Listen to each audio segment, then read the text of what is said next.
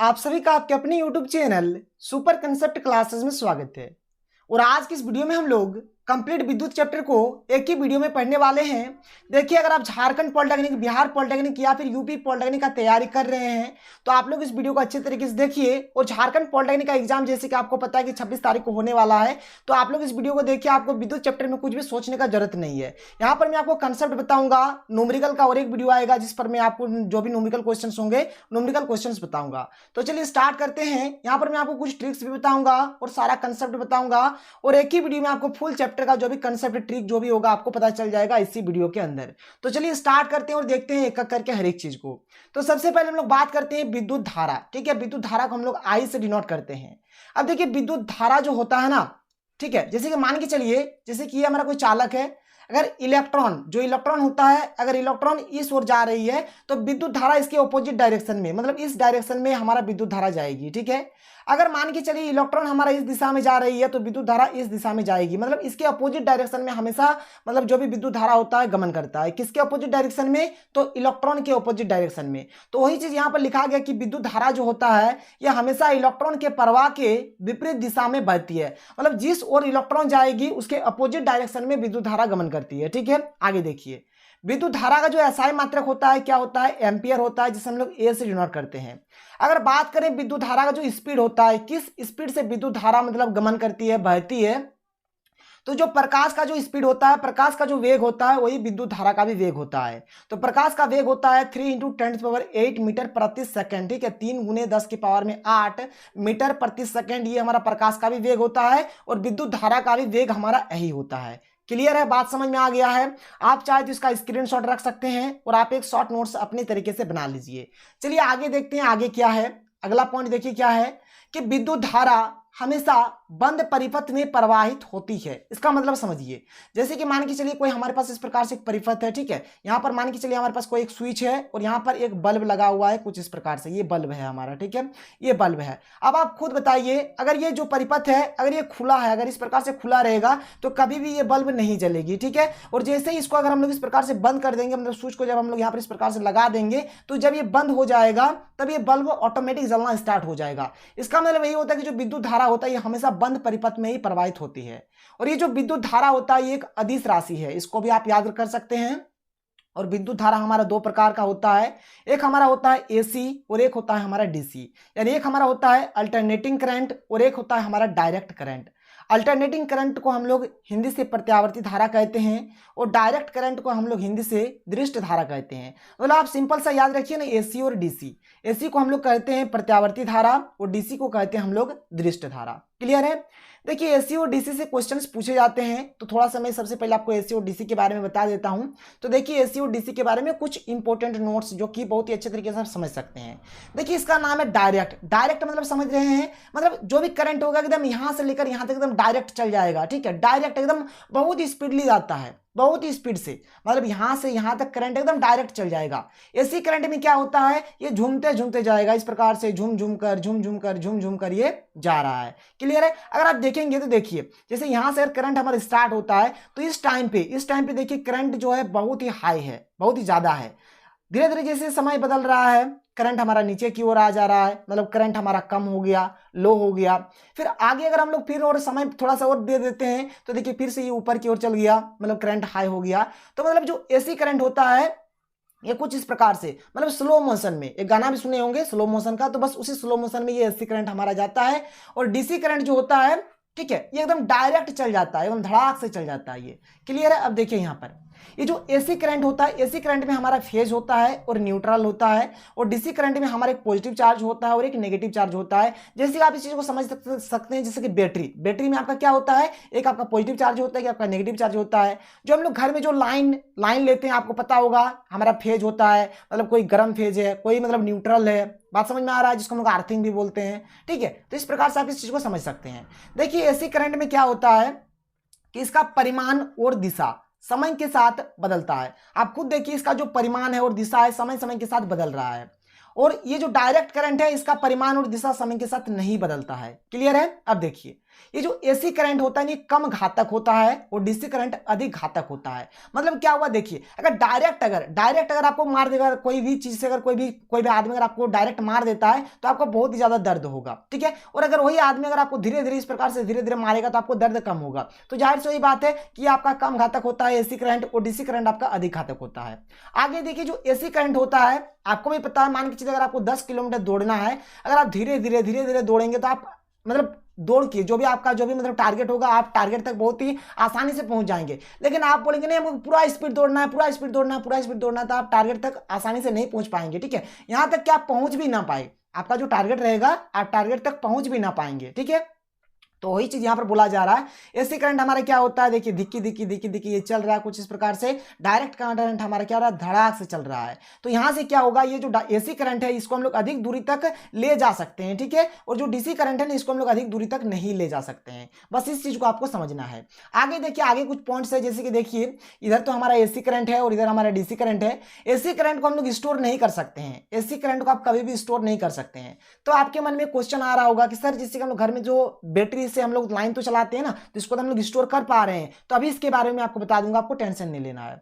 DC current को देखिए, DC current को हम लोग स्टोर कर सकते हैं, इस बात को आप समझ लीजिए, डीसी करंट को हम लोग स्टोर कर सकते हैं। ये जो एसी करंट होता है इसका जो फ्रीक्वेंसी होता है, जो आवृत्ति होता है, कितना होता है, 50 हर्ट्ज होता है, ठीक है। और इसका डीसी करंट का आवृत्ति कितना होता है, 0 हर्ट्ज होता है। अब आप खुद देखिए आवृत्ति किसका होता है, तरंग का होता है।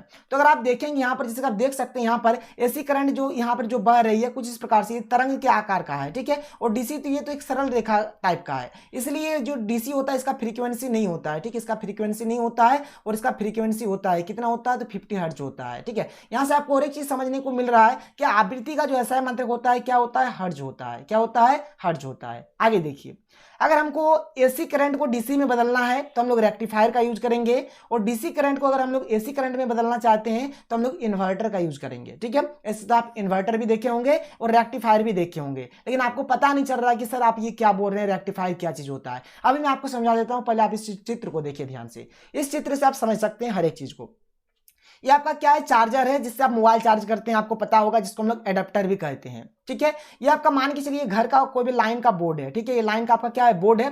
तो लाइन का जो बोर्ड होता है वहां से हमें एसी करंट मिलता है। क्या मिलता है, एसी करंट मिलता है। और ये जो चार्जर का जो एडेप्टर होता है ये क्या करता है, यहां से जो ये जो एसी करंट हमें मिल रहा है, एसी करंट को डीसी में बदल देता है। और ये जो यूएसबी केबल होता है ना, यहां से हमें डीसी करंट मिलता है और हम लोग मोबाइल को चार्ज करते हैं। बात समझ में आया, जो भी मोबाइल होगा हम लोग इस प्रकार से चार्ज करते हैं। मतलब यहां पर ये जो चार्जर है ना ये हमारा किसका काम करता है, तो रेक्टिफायर का काम कर रहा है, ठीक है। ये रेक्टिफायर का काम कर रहा है, क्योंकि देखिए यहां से तो हमारा एसी करंट आ रहा है ना, यहां से हमारा एसी करंट आया और इस एसी करंट को ये रेक्टिफायर क्या करता है, डीसी करंट में बदल देता है और फिर हम लोग मोबाइल को चार्ज करते हैं। क्लियर हो गया। अब देखिए, जो बैटरी और इन्वर्टर का मैं जो कंसेप्ट आपको पढ़ा रहा था, इस चीज को आप समझ लीजिए।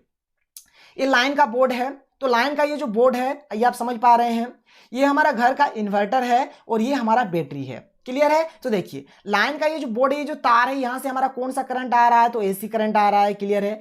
और ये देखिए मैंने आपको पहले ही बताया, अभी बताया कि हम लोग एसी करंट को स्टोर नहीं कर सकते हैं और डीसी करंट को हम लोग स्टोर करते हैं। किस में करते हैं, तो बैटरी में करते हैं। तो यहां पर देखिए जो इन्वर्टर हमारा होता है, इन्वर्टर में दो पार्ट होता है, एक पार्ट होता है हमारा रेक्टिफायर का और एक पार्ट होता है हमारा इन्वर्टर का। ये जो रेक्टिफायर होता है, रेक्टिफायर क्या करता है, लाइन से यहां पर ये जो करंट है, ये जो लाइन है, यहां से हमें एसी मिलता है और इस एसी को क्या करता है, रेक्टिफायर डीसी में बदल देता है और इसी करंट को हम लोग क्या करते हैं, बैटरी में स्टोर कर लेते हैं। बात समझ में आ गया, ठीक है। जब बैटरी में स्टोर कर लेते हैं, फिर जब लाइन चली जाती है ना, जब लाइन चली जाती है तब ये बैटरी से हम ये जो डीसी करंट हमने स्टोर करके रखा है, इस डीसी करंट को इन्वर्टर क्या करता है, एसी में बदल देता है और फिर हमें कंप्लीट घर में सप्लाई मिलता है। तो बस कंसेप्ट यहां पर है, ये यही फंडा है आपका, ठीक है। तो इस बात को आप याद रखिएगा, कभी भी हम लोग एसी करंट को स्टोर नहीं कर सकते हैं, डीसी करंट को हम लोग स्टोर करते हैं। तो एसी करंट को डीसी में बदलता कौन है, रेक्टिफायर, और डीसी करंट को एसी में कौन बदलता है, तो इन्वर्टर। इस चीज को आपको याद रखना है और समझना है, बहुत ही सिंपल चीज है। समझ में आ गया। वही चीज मैंने आपको बताया कि रेक्टिफायर क्या करता है, एसी को डीसी में बदलता है और इन्वर्टर क्या करता है, डीसी को एसी में बदल देता है। बस चलिए अब आगे बढ़ते हैं। आगे देखिए, अब हमारी स्टार्ट होता है यहां से विद्युत आवेश। तो विद्युत आवेश को हम लोग बड़ा हाथ का क्यू लिखे या फिर छोटा हाथ का क्यू लिखे, कोई मैटर नहीं करेगा, दोनों में से कुछ भी लिख सकते हैं। इसका जो एसआई मात्रक होता है क्या होता है, कूलम्ब होता है, जिसे हम लोग सी से डिनोट करते हैं। और देखिए जो कि इंपॉर्टेंट है, एक इलेक्ट्रॉन का आवेश का मान कितना होता है सर, तो 1.6 इंटू 10⁻⁻19 कूलम्ब होता है, मतलब 1.6 गुने 10 के पावर में -19 सी, ये होता है हमारा एक इलेक्ट्रॉन का आवेश। ठीक है, अब देखिए यहां से आपका और एक चीज यानी कि और एक क्वेश्चन उठ सकता है। क्या उठेगा क्वेश्चन, आप इस बात को समझ लीजिए कि एक इलेक्ट्रॉन का आवेश का मान कितना होता है, 1.6 इंटू 10⁻⁻19 कूलम्ब होता है। अब अगर आपसे कोई पूछेगा कि एक कूलम्ब आवेश में बताओ कि कितने इलेक्ट्रॉन्स होंगे, एक कूलम्ब आवेश में कितने इलेक्ट्रॉन्स होंगे, एक कूलम्ब आवेश में कितने इलेक्ट्रॉन्स होंगे, ये आपको बताना है। ठीक है, तो देखिए इस चीज को आप कैसे याद करेंगे या फिर कैसे निकालेंगे। अगर आपको याद करने का रहेगा तो देखिए एक कूलम्ब आवेश में कितने इलेक्ट्रॉन्स होते हैं, तो 6.25 इंटू 10⁻18 इलेक्ट्रॉन, इतने इलेक्ट्रॉन होते हैं, मतलब एक आवेश में आपको इतना इलेक्ट्रॉन मिलेगा। ठीक है, अब कैसे मिलेगा इस चीज को देख लीजिए। जैसे आपको पता होगा, आप एक एक नियम बनाए होंगे छोटे में, जब आप छोटे थे तब पढ़ते होंगे, कैसे पढ़ते थे देखिए। जैसे कि कोई बोलेगा 5 केजी, कोई भी मान के चले आटा है, 5 केजी आटा का दाम है आपका 105 रुपया, तो 1 केजी आटा का दाम आप लोग किस प्रकार से निकालते थे, तो ये ऊपर में आपका 105 रहता था और इस 5 से आप लोग भागा दे देते थे, तो आपका 1 किलो आटा का दाम निकल जाता था। तो उसी प्रकार से यहां पर भी हम लोग करेंगे, देखिए कैसे करेंगे। अब इतना आवेश, क्या कितना आवेश, तो 1.6 इंटू 10⁻⁻19 कूलम्ब आवेश, मतलब क्या हो गया, एक इलेक्ट्रॉन हो गया, हुआ कि नहीं, क्योंकि एक इलेक्ट्रॉन का आवेश का मान है। अब हमें बोल रहा है कि एक आवेश में कितना इलेक्ट्रॉन होगा, तो एक का निकालेंगे, तो क्या करेंगे, यहाँ पर एक यहाँ पर रहने देंगे और यहाँ पर जो रहता है इससे भागा दे देंगे, तो 1.6 गुने 10 के पावर में -19 इलेक्ट्रॉन हो जाएगा। अब ये देखिए 10 के पावर में -19 से अगर ऊपर इसको अगर भेज देते हैं, ठीक है, अगर इसको ऊपर भेज देते हैं तो क्या होगा, +19 हो जाएगा, कोई इशू नहीं है। ठीक है, आगे देखिए यहाँ पर क्या है, 1.6 है आपका, 1.6 है। ठीक है, अब यहां से अगर हम लोग पॉइंट हटाएंगे तो पॉइंट हटाने से क्या होगा, पॉइंट अगर हटा देंगे तो ऊपर में हमारा 10 आएगा, ऊपर में क्या आएगा, 10 आएगा, तो इसको हम लोग लिख सकते हैं ना 10 गुने, अब ये देखिए 10 के पावर में जो 19 है इसको हम लोग लिख सकते हैं 10 गुने 10 के पावर में 18, कोई प्रॉब्लम नहीं होगा। ये 10 जो आया हमारा, जब पॉइंट हटाए, पॉइंट हटाने के लिए 10 आया, और ये 10 के पावर में 19 को हमने लिख दिया 10 गुने 10 के पावर में 18, और यहाँ पर हमारा 16, इसको आप काटिए कट जाएगा, देखिए 2 पचे 10 और ये 2 अठे 16, फिर आपका 2 चौके 8 और 2 पचे 10, तो ये आपका आ गया 25/4, कितना आ गया, 25/4 गुने 10 के पावर में 18, तो 25/4 को अगर आप भागा देंगे तो 6.25 आएगा। ठीक है, कितना आएगा, 6.25 गुने 10 के पावर में 18 इलेक्ट्रॉन। ठीक है, तो इतना इलेक्ट्रॉन होता है एक कूलम्ब आवेश में, समझ गए, कोई प्रॉब्लम नहीं होगा। ठीक है, तो इसको आप डायरेक्ट याद रख लीजिए, कोई इशू नहीं है, यहां से आप इसको डायरेक्ट याद भी कर सकते हैं। देखिए आवेश हमारा दो प्रकार का होता है, एक हमारा होता है ऋण आवेश, एक होता है धन आवेश। ऋण आवेश को इंग्लिश से हम लोग नेगेटिव चार्ज बोलते हैं, धन आवेश को इंग्लिश से हम लोग पॉजिटिव चार्ज बोलते हैं। आगे देखिए जो कि इंपॉर्टेंट पॉइंट्स है, ये जो इलेक्ट्रॉन हमारा होता है ना, इलेक्ट्रॉन हमेशा क्या होता है, ये हमेशा ऋण आवेश से धन आवेश की ओर मूव करता है, मतलब नेगेटिव चार्ज से पॉजिटिव चार्ज की ओर मूव करेगी कौन, इलेक्ट्रॉन। और मैंने शुरू में ही आपको बताया, जब मेरा लेक्चर स्टार्ट हुआ था, मैंने आपको बताया कि इलेक्ट्रॉन का जो डायरेक्शन होता है विद्युत धारा का, उसका अपोजिट डायरेक्शन होता है। तो देखिए यहाँ पर इलेक्ट्रॉन जो हो रहा है नेगेटिव से पॉजिटिव की ओर जा रही है, तो विद्युत धारा क्या होगा, पॉजिटिव से नेगेटिव की ओर जाएगी, बस इस बात को आपको समझना है। तो विद्युत धारा क्या होगा, पॉजिटिव से नेगेटिव की ओर जाएगी और इलेक्ट्रॉन नेगेटिव से पॉजिटिव की ओर। देखिए एक्चुअल में विद्युत धारा जो होता है ना, ये देखिए पॉजिटिव मतलब क्या हुआ, आपका अधिकतम मान, और नेगेटिव मतलब क्या हुआ, आपका निम्नतम मान। मतलब ये क्या होता है, अधिकतम मतलब मैक्सिमम से क्या होता है, मतलब देखिए आप ऐसे भी बोल सकते हैं कि हाई से आपका लो करंट में जाता है, हाई से आपका लो में जाता है कौन, विद्युत धारा। इलेक्ट्रॉन क्या होता है कि लो से आपका हाई में जाता है। तो इस प्रकार से भी आप इस चीज को बोल सकते हैं, परीक्षा में क्वेश्चन पूछा जा सकता है। तो आप ऐसे याद रखिए, इलेक्ट्रॉन जो होता है वो नेगेटिव चार्ज से पॉजिटिव चार्ज की ओर जाती है, विद्युत धारा पॉजिटिव चार्ज से नेगेटिव चार्ज की ओर। देखिए धारा का एक फॉर्मूला होता है, धारा बराबर होता है आवेश बटा समय। तो यहां से आपको परीक्षा में क्वेश्चन पूछा जा सकता है कि बताइए कि 1 एम्पियर किसके बराबर है, आपको 4 ऑप्शन दे देगा। तो देखिए क्या होता है क्या नहीं होता है। तो देखिए धारा का संयंत्र एम्पियर होता है, इसलिए हमने यहाँ पर 1 एम्पियर लिख दिया। आवेश का संयंत्र क्या होता है, कूलम, इसलिए हमने यहाँ पर 1 सी लिख दिया। समय का संयंत्र सेकंड होता है, इसलिए हमने यहाँ पर 1 एस लिख दिया। तो यहाँ से हम लोग बोल सकते हैं कि 1 एम्पियर बराबर क्या होगा, 1, यहाँ पर सी का सी, एस हमारा नीचे है तो ऊपर भेजेंगे तो एस के पावर में -1। तो हम लोग बोल सकते हैं कि जो 1 एम्पियर होता है क्या होता है, 1 कूलम प्रति सेकंड के बराबर होता है। इस चीज को हम लोग बोल सकते हैं ऐसे। तो ऐसा परीक्षा में क्वेश्चन पूछा जा सकता है। देखिए धारा मापने का भी एक यंत्र होता है। अगर धारा मापना है तो धारा मापने का जो यंत्र होगा क्या होगा, धारामापी होगा, जिसे हम लोग एमीटर कहते हैं और इसको कुछ इस प्रकार से लिखते हैं। ठीक है, तो धारामापी को क्या, धारा मापने का जो यंत्र होता है उसको हम लोग धारामापी बोलते हैं, यानी कि एमीटर बोलते हैं। और ये जो एमीटर होता है ये हमेशा जो परिपथ हमारा होगा, परिपथ में हमेशा हम लोग इसको श्रेणी क्रम में जोड़ते हैं, यानी कि सीरीज कॉम्बिनेशन कॉम्बिनेशन, मतलब इसको हम लोग सीरीज कॉम्बिनेशन करेंगे, हमेशा इसको श्रेणी क्रम में जोड़ेंगे, इस बात को आपको याद रखना है। क्लियर हो गया?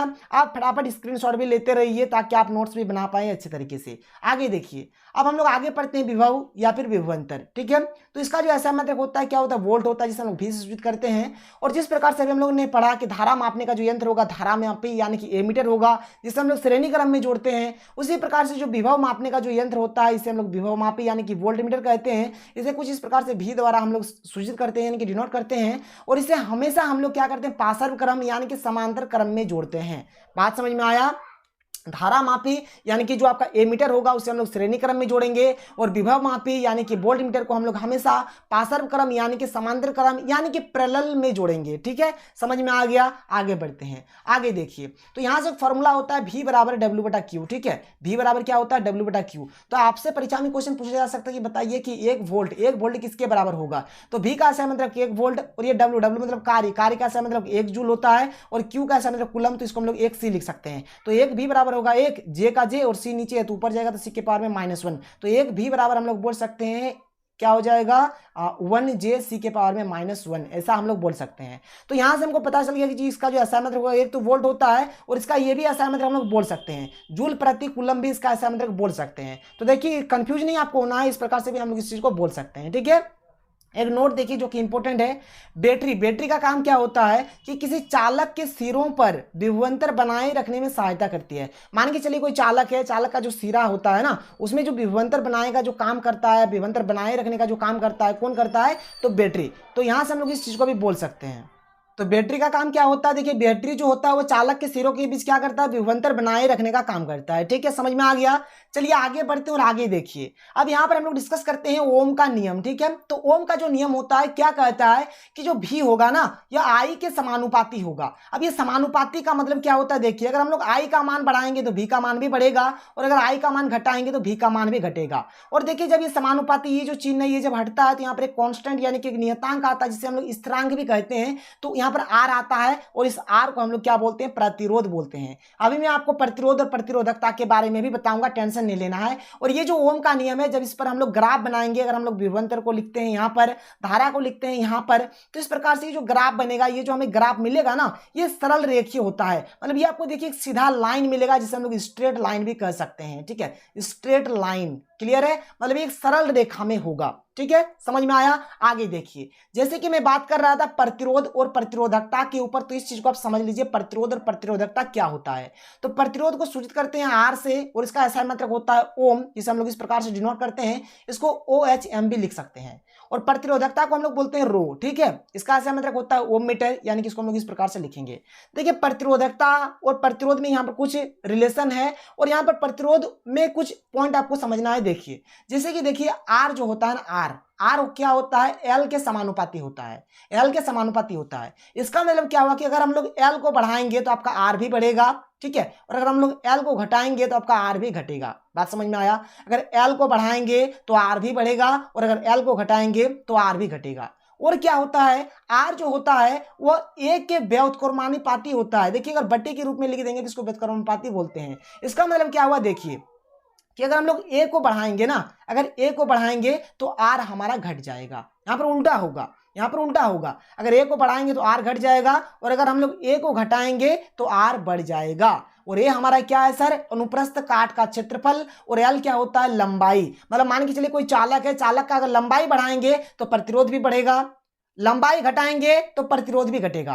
मान के चलिए कोई चालक है, उसका अनुप्रस्थ काट का जो क्षेत्रफल होगा, अगर क्षेत्रफल को बढ़ाएंगे तो प्रतिरोध घटेगी, और अगर हम लोग क्षेत्रफल को घटाएंगे तो प्रतिरोध यहां पर हमारा बढ़ेगा। यहां पर तापमान का जो कंसेप्ट है, तापमान के कंसेप्ट को भी देख लीजिए। तो तापमान और आर में जो रिलेशन होता है समानुपाती का होता है। तो इससे हम लोग बोल सकते हैं कि अगर टी अगर हम लोग बढ़ाएंगे तो आर भी बढ़ेगा, और अगर हम लोग टी घटाएंगे तो आर भी घटेगा। इसका मतलब क्या हुआ, मान के चलिए किसी कोई भी सभी हमने चालक लिया है, तो जो पदार्थ है अगर उसके तापमान को अगर हम लोग इंक्रीज करते हैं, बढ़ाते हैं, तो आर भी हमारा बढ़ेगा, और अगर तापमान को घटाएंगे तो आर भी हमारा घटेगा। इस बात को आप समझ सकते हैं। और यहां से फॉर्मूला निकलता है आर बराबर रो एल बटा ए। ठीक है, इस फॉर्मूले को भी आप याद कर सकते हैं। आगे देखिए, आगे हमारा आ जाता है प्रतिरोधकों का संयोजन। तो यहाँ पर हम लोग दो प्रकार का संयोजन पढ़ेंगे, एक पढ़ेंगे श्रेणी क्रम संयोजन, एक पढ़ेंगे पार्श्व क्रम संयोजन। तो सबसे पहले बात करते हैं श्रेणी क्रम संयोजन, जिसे हम लोग इंग्लिश से सीरीज कॉम्बिनेशन कहते हैं। तो यहाँ पर देखिए प्रतिरोध को कुछ इस प्रकार से जोड़ा जाता है। देखिए R1 R2 R3 को कुछ हमने इस प्रकार से एक ही लाइन में हर एक चीज को जोड़ा जाता है। बात समझ में आया। और इसका जो कुल प्रतिरोध होता है, अगर R निकालेंगे तो R बराबर होगा R1 plus R2 plus R3 plus dot dot, मतलब इस प्रकार से आपको लिखना है।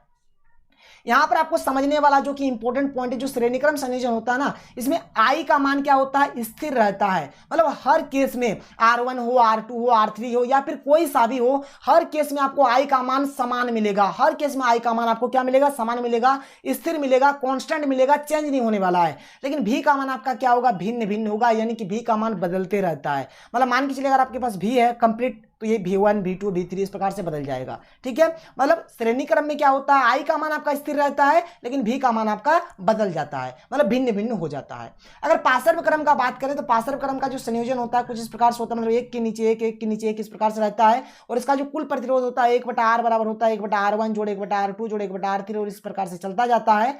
और यहां पर देखिए, यहां पर V का मान स्थिर रहता है, उसके उल्टा। ठीक है, वहां पर क्या होता था, I का मान, श्रेणी क्रम में क्या होता है, श्रेणी क्रम में I का मान आपका स्थिर रहता था। ठीक है, और यहां पर क्या होगा, आपका V का मान स्थिर रहेगा, लेकिन यहां पर I का मान क्या होता है, भिन्न भिन्न होता है। इस बात को भी आप जान लीजिए, वहां पर I का मान स्थिर था, V का मान क्या था, भिन्न भिन्न था। लेकिन यहां पर उल्टा, V का मान यहां पर स्थिर और I का मान यहां पर भिन्न भिन्न। मतलब अगर मान के चला I है तो ये आपका I1 I2 I3 इस प्रकार से ये बदल जाएगा। क्लियर है, समझ में आ गया।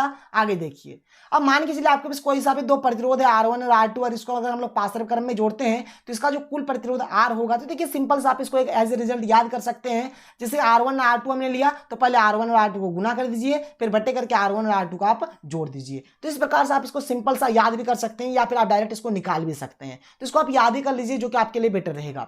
नोट में क्या लिखा हुआ है कि जो घरेलू विद्युत परिपथ होता है, हम लोग घर में जो लाइन यूज करते हैं, जो हम लोग बोर्ड वगैरह में जो करते हैं ना, वो किस क्रम में जुड़ा हुआ होता है, तो पार्श्व क्रम यानी कि समांतर क्रम में जुड़ा हुआ होता है। ठीक है, बात समझ लीजिए, समांतर क्रम में हम लोग इसीलिए इसको जोड़ते हैं। इस चीज को आप देखिए यहाँ पर ध्यान से। पहले तो मैं आपको श्रेणी क्रम संयोजन से आपको समझा देता हूं। यहाँ से अगर हम लोग श्रेणी क्रम संयोजन में जोड़ते हैं, ठीक है, तो देखिए मान के चलिए कि अगर हम लोग यहाँ से करंट पास कराते हैं तो यहाँ तक करंट आएगा। मान के चलिए सपोज मान के चलिए ये वाला अगर मान के चलिए खराब हो गया, तो देखिए करंट हमारा यहीं पर आकर रुक जाएगा, इधर और करंट नहीं बढ़ेगा। ठीक है, इसी के चलते हम लोग श्रेणी क्रम संयोजन में इसको हम लोग नहीं जोड़ते हैं। ठीक है, पार्श्व क्रम में जोड़ने का मतलब क्या होता है, इस चीज को भी आप समझ लीजिए। देखिए जैसे कि मान के चलिए हमारा लाइन यहाँ से पास हो रहा है, तो देखिए लाइन हमारा एक लाइन का एक सिरा इधर भी जा रहा है, एक सिरा इधर भी जा रहा है, एक सिरा हमारा इधर भी जा रहा है। अब सपोज इधर मान के चलिए अगर R1 खराब हो गया तो कोई दिक्कत नहीं है, R1 में नहीं जाएगा, लेकिन R2 और R3 में तो धारा प्रवाहित हो ही रही है ना। तो इसी के चलते हम लोग क्या करते हैं, जो हमारा घरेलू विद्युत परिपथ होता है ये हमारा पार्श्व क्रम यानी कि समांतर क्रम में जुड़ा हुआ होता है। आगे देखिए, आगे आपका क्या है, विद्युत शक्ति। क्या है, विद्युत शक्ति। तो विद्युत शक्ति का जो एसआई मात्रक होता है क्या होता है, वाट होता है, जिसे हम लोग W से सूचित करते हैं, और इसका सूत्र होता है P बराबर VI। ठीक है, और 1 हॉर्स पावर यानी कि जो अश्व शक्ति जिसको बोलते हैं, घोड़े का शक्ति, एक घोड़े का शक्ति जो होता है कितना होता है, 746 वाट के बराबर होता है।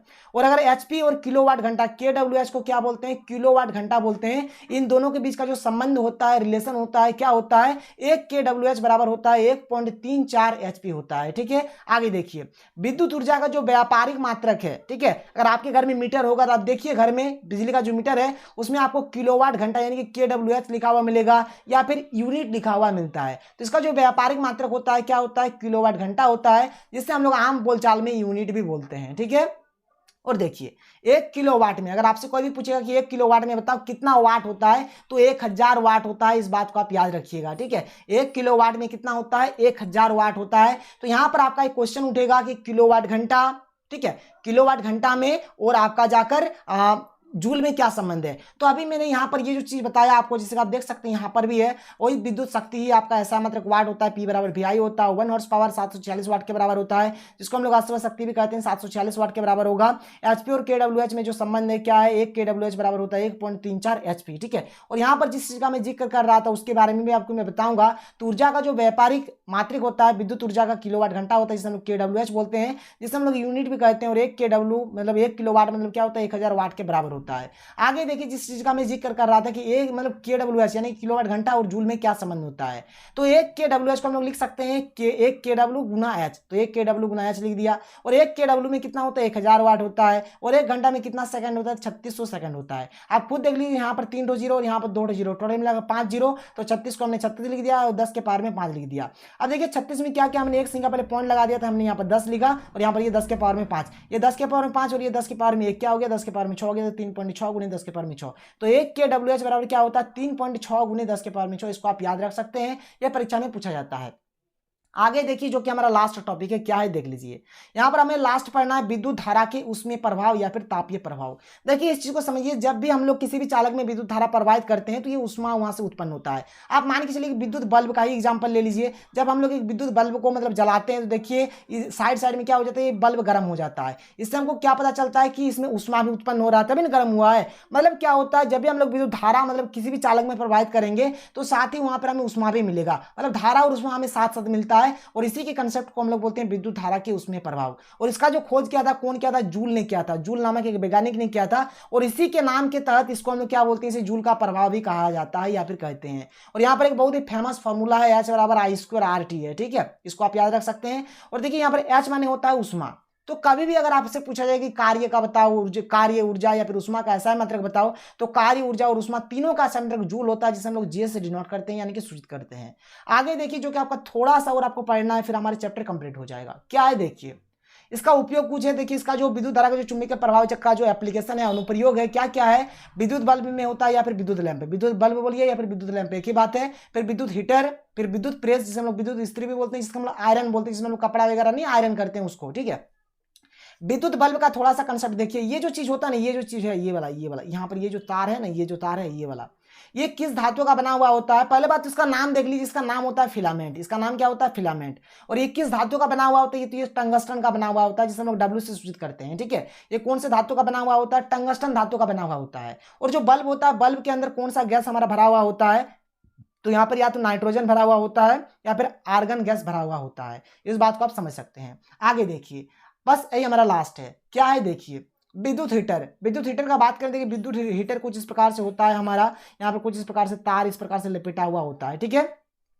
तो देखिए यहाँ पर आपको मिट्टी भी देखने को मिलेगा, अगर आप विद्युत हीटर देखें तो विद्युत हीटर में आपको मिट्टी भी देखने को मिलता है, जो कि हमारे चीनी मिट्टी होता है। और ये ऊष्मा और विद्युत का क्या होता है, कुचालक होता है। और ये जो तार का ये जो कुंडली होता है ना, ये कुंडली किस धातु का बना हुआ होता है, तो ये निकेल और क्रोमियम का मिश्र धातु होता है। निकेल और क्रोमियम का क्या होता है, मिश्र धातु होता है। और जो विद्युत प्रेस जो अभी मैंने आपको आयरन के बारे में बताया, तो जो हमारा आयरन होता है ना, आयरन का भी जो कुंडली होता है वो हमारा निकेल और क्रोमियम का ही मिश्र धातु होता है। तो बस यहाँ पर मैंने आपको विद्युत का जो भी कंप्लीट कंसेप्ट था, कंप्लीट कंसेप्ट आपको मैंने बता दिया। अब मैं आपको बहुत ही जल्द इसका जो न्यूमेरिकल्स होंगे न्यूमेरिकल्स भी बता दूंगा। और इसका जो अगला चैप्टर है विद्युत धारा के चुंबकीय प्रभाव, जहां से परीक्षा में क्वेश्चन अक्सर पूछे जाते हैं, तो उस चीज को भी मैं आपको बहुत ही जल्द बता दूंगा। तो अगर आपको वीडियो पसंद आया तो वीडियो को लाइक कर दें। अगर आपने अभी तक हमारे चैनल को सब्सक्राइब नहीं किया, सब्सक्राइब करके बेल का आइकन को प्रेस कर लें। तो मिलते हैं अगले वीडियो में। थैंक यू, जय हिंद।